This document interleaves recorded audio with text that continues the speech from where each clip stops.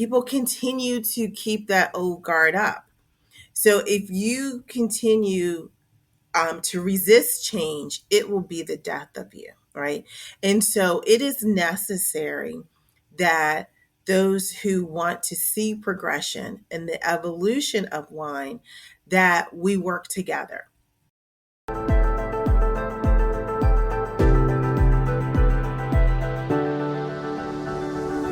Welcome to the Italian Wine Podcast. I'm Cynthia Chaplin, and this is Voices. Every Wednesday, I will be sharing conversations with international wine industry professionals, discussing issues in diversity, equity, and inclusion through their personal experiences working in the field of wine. If you enjoy the show, please subscribe and rate our show wherever you get your pods. Hello, this is Cynthia Chaplin, your host for Voices, and today I am so happy to welcome Leslie Frelow to Voices. She's the owner and chief discovery officer at Vino 301, Wine Concierge in Maryland, and the Wine Concierge overall, which is an online wine store and a wine subscription club offering diverse wines featuring women and minority wine labels and winemakers. So before we start talking about this, I'm going to say I love this job description, chief discovery officer. This is good. I think this is great. So welcome to the show, Leslie. Thank you so much for making time today. Glad to have you on board. Thank you. I appreciate it. Thanks, Cynthia. Yeah, when you own the company, you can make up your title. So this is a good point. This is a really good point. I think it's a great advertisement for entrepreneurship. You get to call yourself whatever you want. Whatever you want, because you're going to do everything that you don't want to do. So exactly. You might as well have a cool title. Exactly. All right. Well, let's get a little bit of backstory about you. Your original career was in policy in Washington, D.C., and you worked for over 16 years, which is a long time, at the Universal Service Administration Company. And you were the senior director of schools and libraries program and E-rate and rural healthcare program and senior management for program integrity operations. I mean, this is a lot. This is a lot going on. I have worked in schools in the past. That is a very long time to work in school bureaucracy because it's not easy. And I do not see one single drop of wine in that whole job description. It wasn't. It was like not at all. I often joke about like this was my early midlife crisis. And the way, I mean, I enjoyed wine, but I wasn't an avid wine drinker. Like I, enjoyed it with hanging out with girlfriends. And one day in the Washington area, we have the Smithsonian, and it's throughout the country, but concentrated in the DC area. And so the Smithsonian has this great program of wine at the museum in their garden, a sculpture garden. They did not have that when I lived in the U.S. Oh yes, yeah. And I was at one of their events, and I was sipping on wine, of course, and I was looking for another job, to be honest with you. And I saw this posting for a culinary instructor, and it made me think back to when I was in high school and I wanted to go to culinary school. And, life is life. And I didn't go. I majored actually in economics. And I said, wouldn't that be nice to do that? And at that time, I owned a house. I had real bills. Like I just could not go back to culinary school. So then I said, well, you like wine. Let's see what a career in wine looks like. And that's how it started. I started interning while I was working full time. So after work, I would go intern at wine shops. And because I wanted to make sure that this wasn't just a passion, because how many times you met people and they're like, oh, you do great things. And, all they see is the fun side of wine. They don't see lifting boxes and crates of glasses and what have you. And after that internship, I was like, yeah, this is something I want to do in my career. That's amazing. It's similar backdoor into wine. So I get that. And I also get that very funny thing when your friends think, oh, you're in wine, so glamorous. You drink wine all day. And it drinking wine all day really happens like once a year. The rest of the time, Right. it's other stuff. So, so you sort of segued from being this very busy executive leader and into the wine industry, and as you said, humping boxes and doing internships at wine shops. So, what's happened since then? You know, you've become a wine professional and a wine tourism expert. You've got a lot of knowledge of the wine industry now. So, first of all, when was that change? How long have you been in the wine industry? Um, so I would say that happened in 2011. I started Vino 301 in 2013. Vino 301 started as my backdoor way into wine because it's a Maryland wine tours company. And at the time in 2013, there were a handful of wineries. And I figured, and they, very small. I could start this tourism business and meet the winemakers, all of the producers there, and get a larger and a deeper understanding and language about wine. And that took off. It did so well that we just kept on doing wine tours, and then we started um, events. And then COVID in 2020 happened, and we had to slow down wine tours. We actually, at one point, had halted tours. And that's when I started the Wine Concierge. Um, and and it made sense at the time. Everybody was at home, and it was an online business. I wasn't prepared to open a brick and mortar. And then we I keenly niched down on women and minority winemakers after the death of George Floyd, and there was this reckoning in wine about there's less than 1%. I'm happy to say there's probably 1% now minorities in wine. And I said, well, what can I do? And this was a way of me pivoting my career, but also bringing awareness to these super great winemakers who just don't get the platform that the large companies provide, and large distributors have. So that's how it progressed. Well, and just out of curiosity, how many winemakers, more or less, I don't expect you to know the Mhm. exact number, are there in Maryland now? Oh, in Maryland, it's over 100. Wow. Yeah, it's I did not know that. it's over a Okay. hundred in Maryland. Yes. Good to know. Good to know. It's so interesting, this whole way that you've moved from tourism then kind of onto online in COVID, like we all had to do, um, and the way that you talk about what you're doing is really something that drew me to you. We were talking about how I found you, and a lot of it was your language, the words you were using. You know, you've described your business as passionate and authentic and memorable and inclusive and exceptional. So I love the positivity and the energy in these words so much.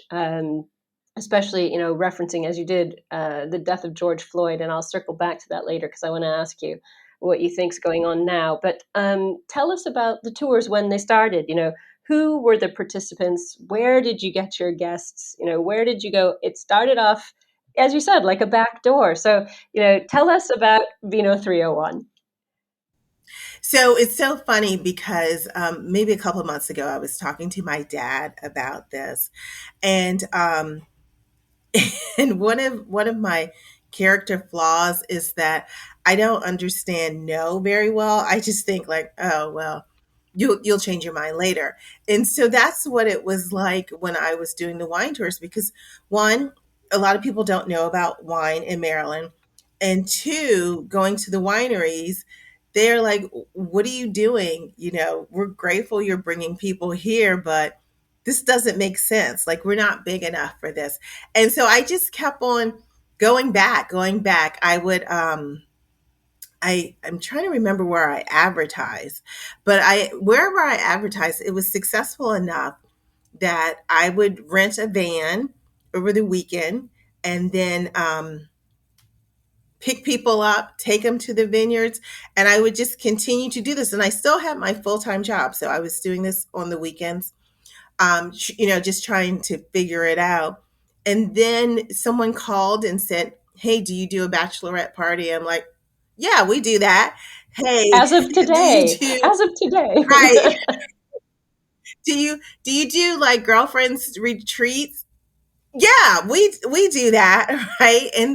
And that's kind of how it evolved, and I developed this partnership with the Maryland wine industry and became a pseudo ambassador because I spent more time at different vineyards than anybody in the state. So I could tell you how the vineyards operated, the different vineyards operated. And it was really good knowledge for the association to gauge which direction that they were going That's in. so fascinating. I love this.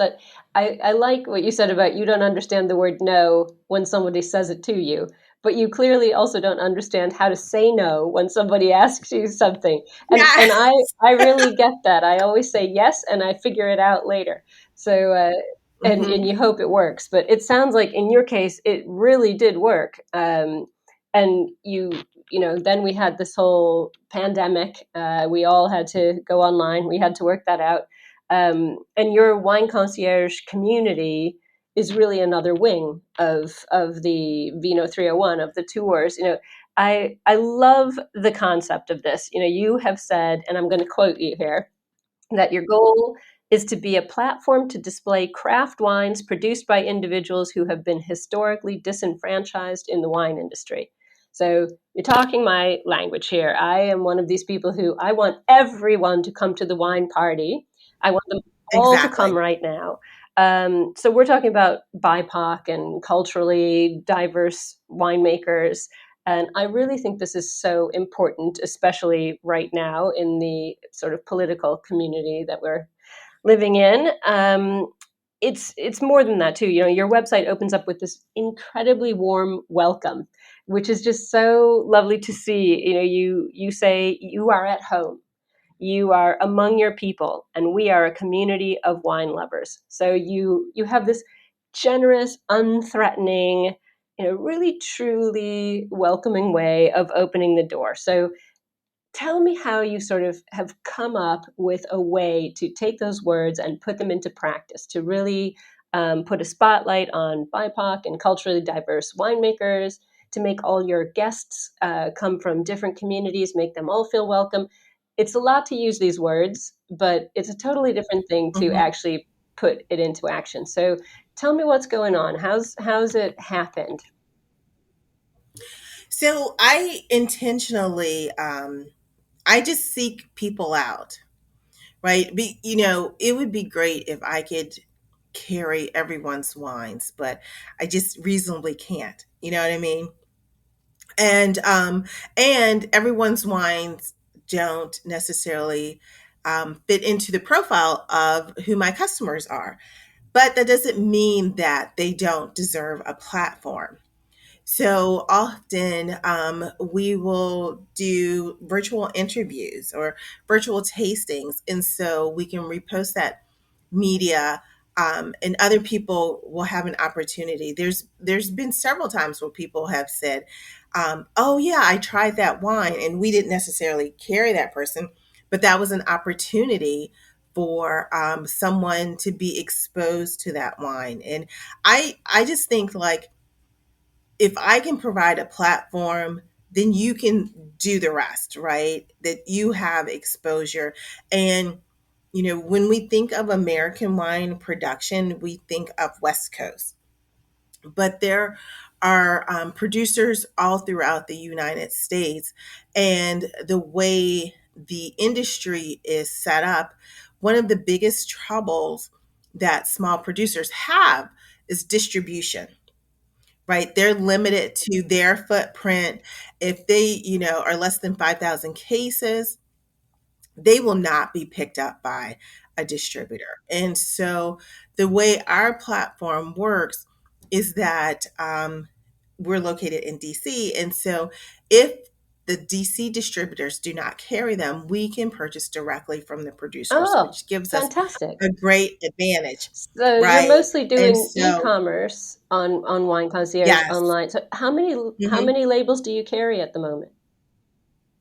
Um, that's a good question. I know currently we're at about 300 SKUs on our website. Wow. Wow, that's amazing. That's amazing. In a pretty short time frame when you think about it. Yeah. So we have a wine club, and in addition to having that, and so the wine club is great because we're able to turn over our stock every 4 months or so. So in addition to like our mainstays and other things that we bring on, then we're able to explore different vintners, and they have an opportunity to be seen by our wine club members and also our non-wine club members too, because once the club ends for that quarter, then we open it up to everyone who can purchase that. So there is an opportunity for people to see those brands that they don't see on their shelf. And quite honestly, we intentionally look for brands that aren't on every shelf. If you're in a big box store, you're not going to find them on our website, because the whole purpose is to provide that exposure. And then with that, then our followers, we keep them connected through our newsletter. We have in-person events. Now we ship nationally, but within the DC, Maryland, Virginia area, we're able to host events and bring people together so they have that opportunity for discovery and to try something And it's different. so fantastic on so many different levels how you're communicating, online, with some recorded sessions, so, with some in-person things. It's a lot of it's like a layered cake of communicating what you're doing, which I really like. I think right now we can't afford to just, use one form of communication and hope that that is enough because it's not enough. Everybody's getting, so much input from so many other areas. We have to be able to sort of know how to leverage what we do and make sure that it's getting into the space where people are going to hear it or see it. Um, so let's talk about some like little bit more tangible sides of things. hmm Um, hmm you're deliberately, as we said, intentionally setting out to showcase products made by women, by people from the BIPOC community, people from diverse backgrounds and lifestyles. So as we said earlier on, it's a really tragic moment that only 1% of BIPOC communities are represented in wine. I mean, this is the whole reason I've been doing Voices for 4 years stems from this. That was where I started. But worse than that, these winemakers have zero access to financial resources. They don't get funding. They can't grow their business. And now we're in a political climate where DEI initiatives are rolling back. So we've got, you know, wines that are stigmatized by old stereotypes. I grew up in Ohio. There was this idea that a lot of those communities, BIPOC communities, only produce or only want sweet things. And that's totally false. It's just a very false narrative. So tell me what Wine Concierge is doing to combat some of these challenges. We need to change the perspective. People have the wrong impression. We're fighting against DEI rollback. We've got BIPOC and women who can't get bank loans. Um, how are we? How can we make some change? What is Wine Concierge doing? How can we get out there and be on the front lines and help? Well, I think this is not only for those real issues, which are very real, but it's also the wine industry in general, right? Yeah, Like the wine industry will be the death of itself because of it being frigid. yeah, absolutely You can agree. see that by sales.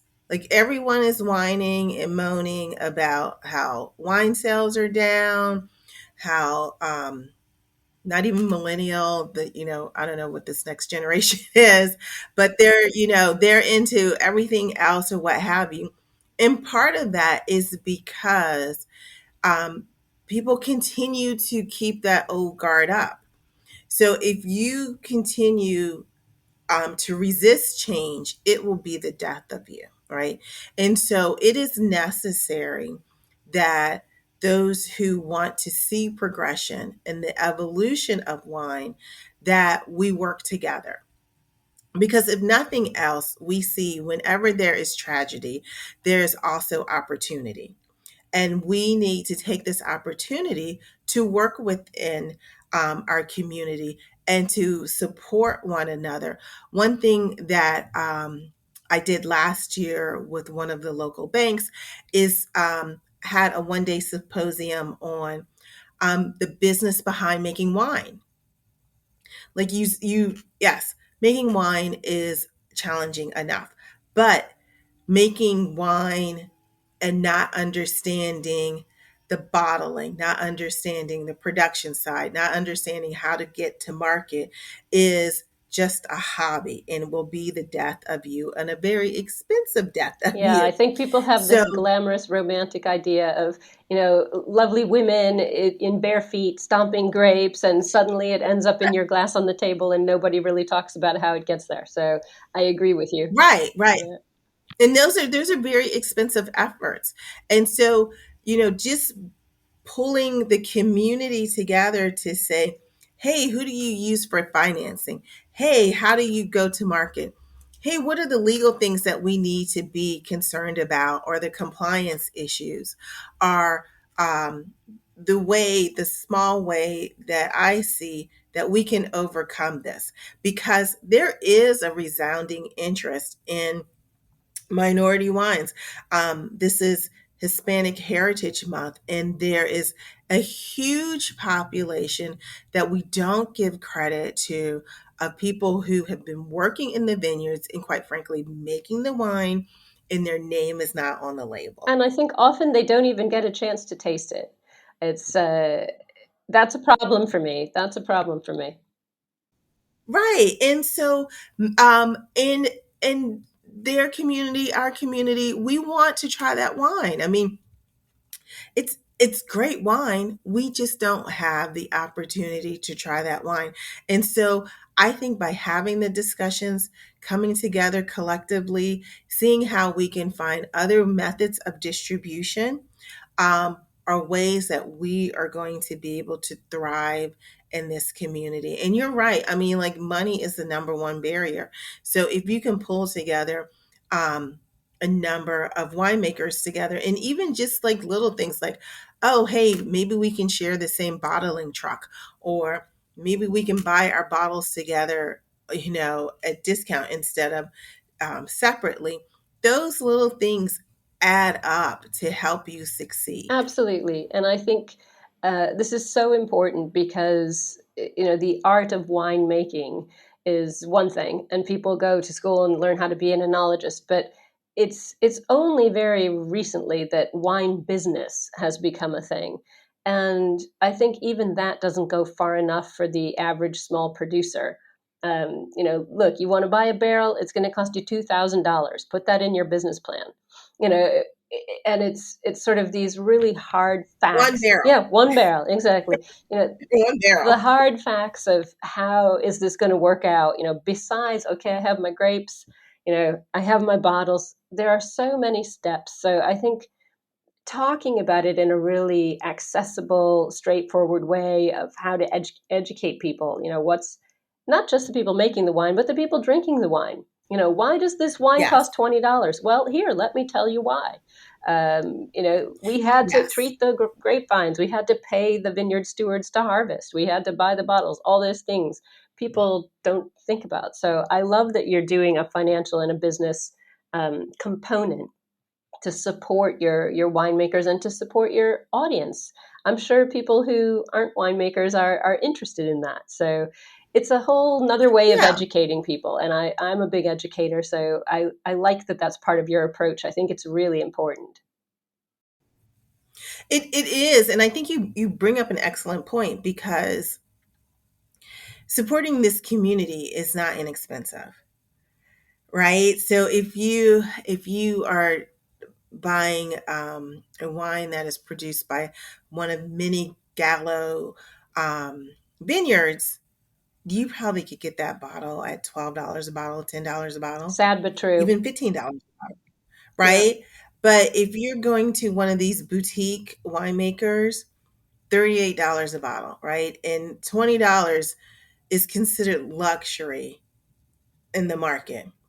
And people, with wine, spending $38 a bottle, like they have to have some assurity, like, I'm really going to like this wine. It's not like you can go to the dressing room and try it on.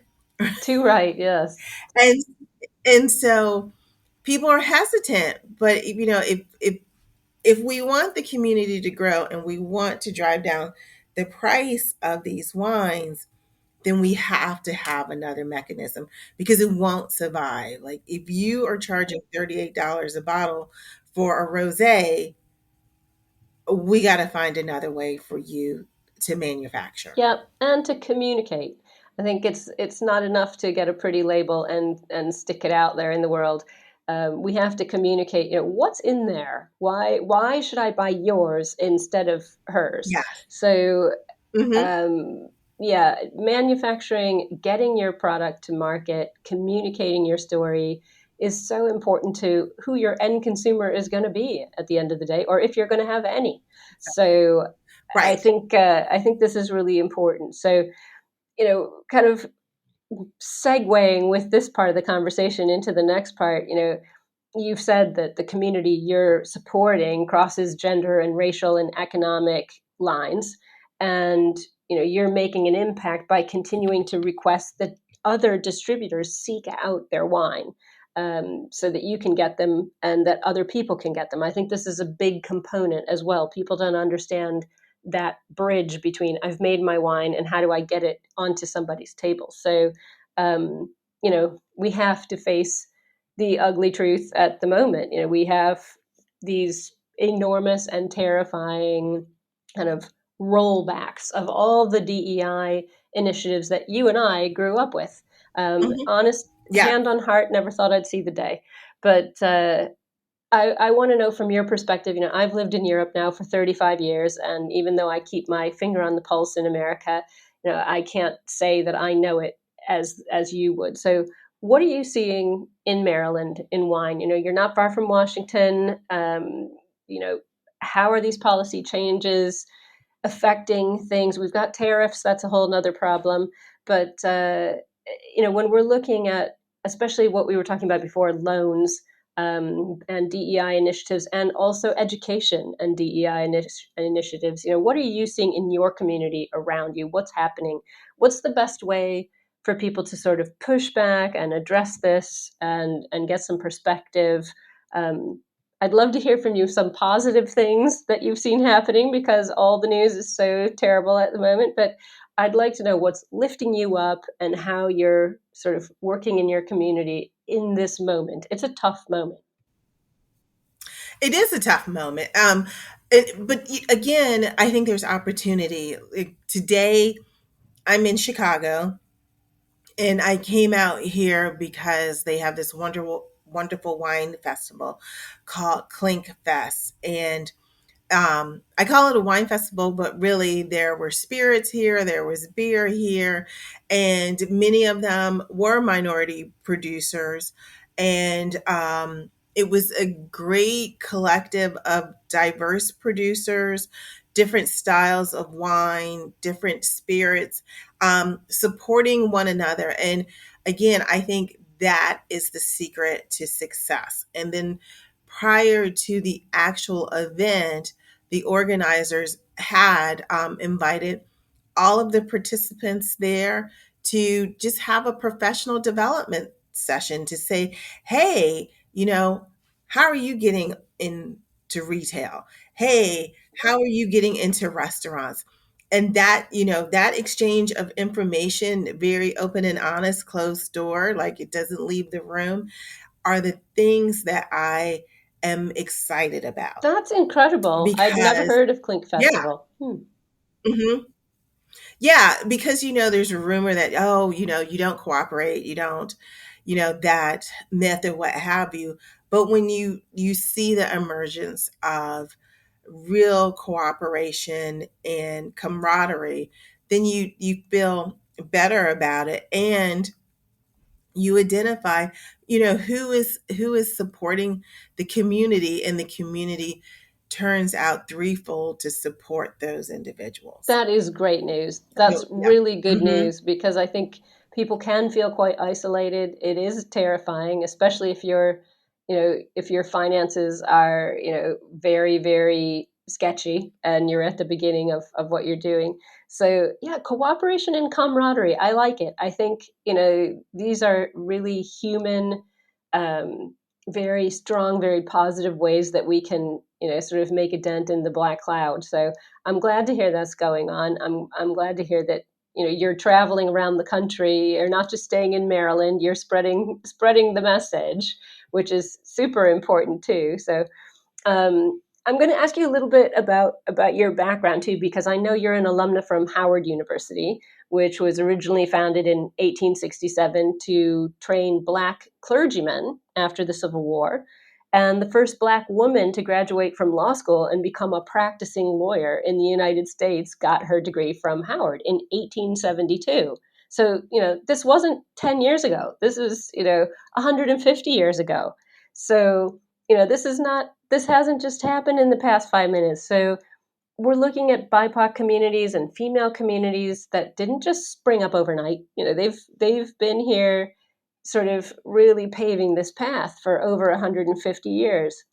And, you know, how can we sort of broaden awareness? And, as you said, cooperation and camaraderie, but how can we communicate what's going on here? How can we, help these businesses grow, develop, get their message out that, these are strong women, these are strong communities. They're not new. Hmm. That's a false narrative. They are not new. Right. So, Hmm. Hmm. how have things changed in the recent months, and how are you advising people to continue flourishing and growing, getting their message out? What can they do? How can they communicate? Well, I think there's a number of um, nonprofit organizations that emerged during the past 5 years. There's the Eurasian Project. Yeah, I'm very familiar with There them. is, mhm, the AAAV, the Association of, they've been around for a little longer, of African American vintners. There is the Roots Fund. Yeah, yeah. There's Women in Wine. There's a number of nonprofit organizations that make it their mission to provide educational symposiums because, just like me, I always joke there's two paths in wine. You were either born into it or you fell into it after another career. Like I've never met anybody in between. So there's two paths there. So there's a lot of people who are interested in becoming winemakers or wine adjacent, SOMs, marketing people, where these organizations help provide education um, for them. And they also provide, which I think is so impressive, internships, apprenticeships, communicating with the large organizations. And the other thing that is really important is the large organizations are not the enemy. True. And people look at them like the enemy. They're not the enemy, they are the ally. And you can't have one without the And other. let's face it, they have So, money, and we need them to support yes, these grassroots movements. yes, yes. And experiences like, where do you think these people are being placed? They're being placed at these large organizations here where they're learning techniques of winemaking. They're learning vineyard management there. So you have to have the synergy between the organizations to uplift everyone there. And so I think that's a great starting point. Like if you are not involved, look up one of these nonprofit organizations and donate to them, because I do know that some of them were other companies were helping to fund them, where their money has been cut, and so their reach has been cut, and they've had to make some hard decisions there. Yeah, absolutely. And I was so happy to hear you list off some of my favorite nonprofits, Verizon and Roots Project and AAV. These are great projects, but as you said, they have lost some funding in recent months. And I think there's a big fear in some of the bigger winemaking corporations. I don't even think, I know that there is some fear in the bigger corporations of being seen to continue with DEI projects, which I find even more terrifying, because if the big corporations give in to fear, then everyone will. So we need to support, and donating is a really good thing that I think we all forget about from time to time. Donating to these very important organizations is a great way to say, I'm on your side and I get it and I want to help. So that's a good point to make. People should be looking out for these nonprofit organizations who need help. Uh, And the other thing I want to point out is the larger domestically, the larger organizations, the established organizations, their funding is being cut yep, too. absolutely. Because if we take it back to basics, these are farms. And so agricultural funding across the board in the United States is being cut. And so when they are looking at their bottom line, because it's a business, they're like, okay, what do we need to cut? What, because we're not getting the government funding that we have received before to supplement the work that we do. And so it's not just DEI. It is and people don't talk about this. It is across the board. And this is another reason why we need to galvanize and say, hey, this isn't right. This is wrong, Yeah, right? absolutely. So mhm. Um, I wonder.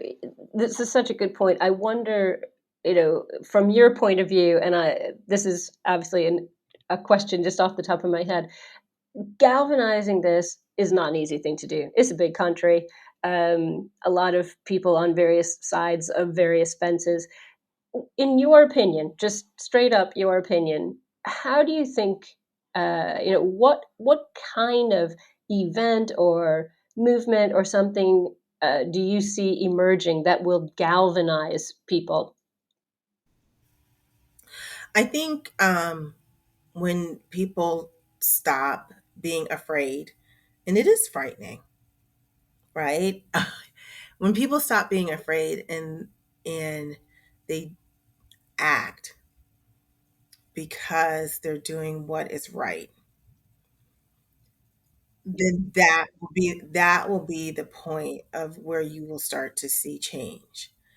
But it is very intimidating now in the United States, which I never thought in my lifetime I would experience something like this No, or witness this. I'm older than you, and I am shocked, like really horrified and shocked. So this Hmm. is why I Yes. feel it's so important to have these conversations and get as many perspectives and talk about these things out loud as much as we can. So I really appreciate you being so open and honest about your point of view on it, because I think it's so valuable.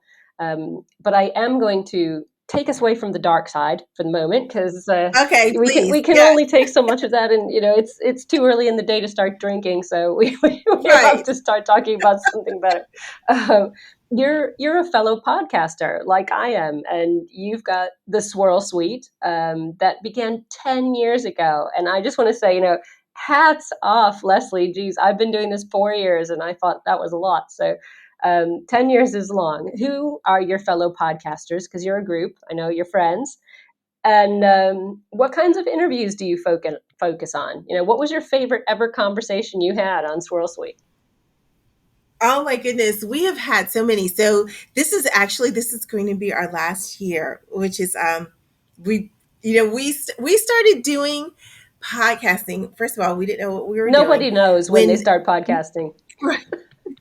when you had Google Hangout. You remember Google Hangout? That's that's what we started doing that. But my I call them my Swirl Sweet sisters, and our leader is Sarita Chavez. She's our producer in the Brainchild, and her handle is Vine Me Up. And then Glynis Hill, she is Vino Noir, and Tanisha Towson, she's like our I just celebrity. met her this weekend on the Yes, slopes of Mount Etna.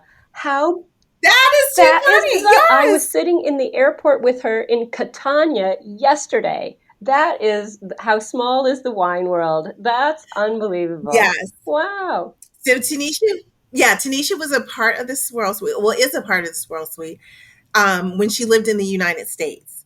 But I mean, we've had so many amazing interviews, and I really have to give Sarita all the credit because she is an encyclopedia of wine producers, and she can point out who is like the next big thing. Like I remember when we interviewed Andre Mack, and he was just starting out.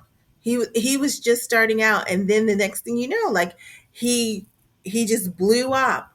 And that was a great interview. I think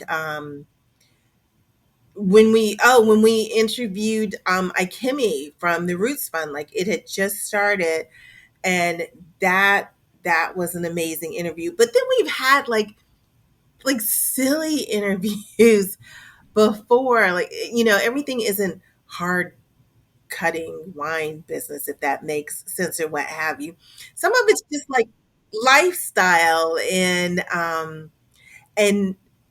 oh, one that will I will always remember was it was about identifying taste and technology in wine, and someone had developed this computer program to help vintners anticipate where the trends were going for people's taste. So then they would know, like, maybe I shouldn't make this cab and I should focus more on Merlot. And I thought that was super amazing how technology had um, entered the wine world and how we were using it to make determinations about, rather than, oh, what grows well here, what sells well. Absolutely. I did an interview not long ago with a professor of neuroscience in Italy, and he developed a computer program where he sat 200 people down and it just labels went by, wine labels went by, and the computer program tracked their eye motion so he could tell which labels they liked most by how long they looked at certain things. I was astounded by that. So yes, there are the crazy interviews. Being a podcaster is, you never know what you're going to come up with on any given day. So I love it. But you're giving it up. No more Swirl Suite. This is the end. This is the end. It's been, yeah, like you said, it's been 11 years, and which is a really long time in podcast history. And we're just our where we started and where we are now, we are all just going in so many different directions. And I wouldn't say that like we won't do like a cameo or what have you, or some type of activity, but on a regular basis. We're ending it at the end of this year. I feel for you. I do. I think the podcast audience is losing a treasure, but I understand why. And you can always get your back catalog. I know my back catalog's on Spotify. I'm sure yours is too. So yeah, people need to listen to the Swirl Suite, even though it's finished. That doesn't mean it's gone. So um, listen, I know you describe yourself in a way I really like. You have said that you're everyday people who value the contributions of local vintners and want to bring the best wine tasting and the best travel experience to regular wine lovers. So this sounds super simple, but I know for a fact that it's not. It's not that easy to do simple in a really wonderful way. So tell me what the goals are for the next couple of years. When I call you up in 2030, what's going to be going on with Wine Concierge and Vino 301? Well, that's a good question. Vino 301, I know definitely. We're going to start to focus on beyond regional travel. So that will be more curated.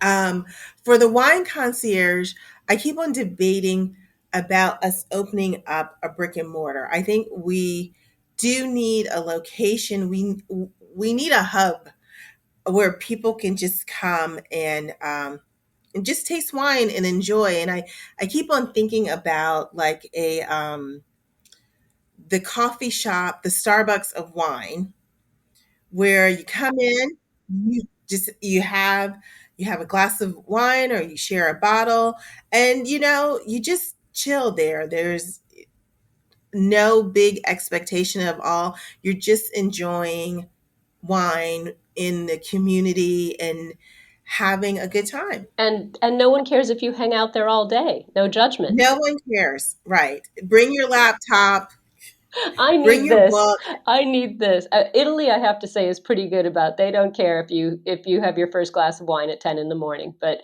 in the U.S., it's not really like that. So I think the Starbucks of wine sounds like a good idea. Exactly. Like, well, you just have to put orange juice on it. And then it's just like, oh, it's okay to drink now. It's one of my 5 a day. It's all good. Exactly. Oh, well, this has just been great. I'm so grateful to you, Leslie, for being so open to all my questions. I know we're all struggling with some stuff at the moment, and it's so nice to have a conversation that can kind of bring the opportunities to the forefront instead of just kind of weeping and wailing about what's terrible. Right. So I'm Exactly. really grateful to you for this great call, and I'm going to be very excited to see what happens with you in the future. And I am getting off this phone and I'm calling Tanisha. Literally, I can't believe I Yes. just met her yesterday. So really good to talk to you. Thank you so much for your time. Thank you. Thank you so much, Cynthia. Thank you for listening, and remember to tune in next Wednesday when I'll be chatting with another fascinating guest. Italian Wine Podcast is among the leading wine podcasts in the world and the only one with a daily show. Tune in every day and discover all our different shows. You can find us at ItalianWinePodcast.com, SoundCloud, Spotify, Himalaya, or wherever you get your pods.